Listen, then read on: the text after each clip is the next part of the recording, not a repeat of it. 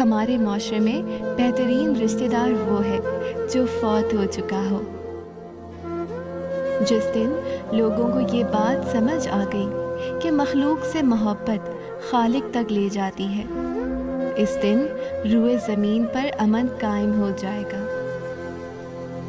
یا رب، جو زندگی گزر گئی ہے اس پر تیرا شکر ادا کرتے ہیں، اور جو باقی رہ گئی ہے اس پر تیری رحمت کے طلبگار ہیں۔ ان عقل مندوں سے دوری اچھی ہے جو آپ کو بے وقوف سمجھتے ہیں۔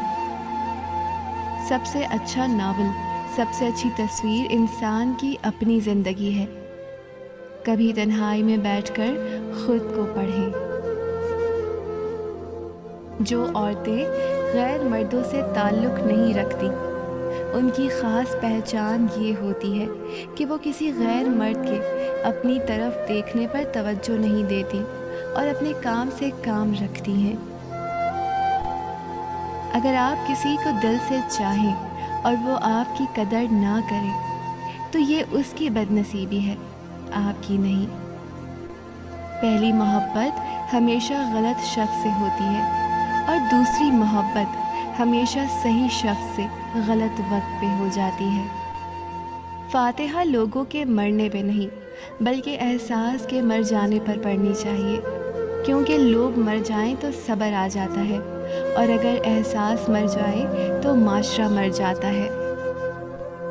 مخلص لوگ انتظار کرتے ہیں، بغاوت نہیں۔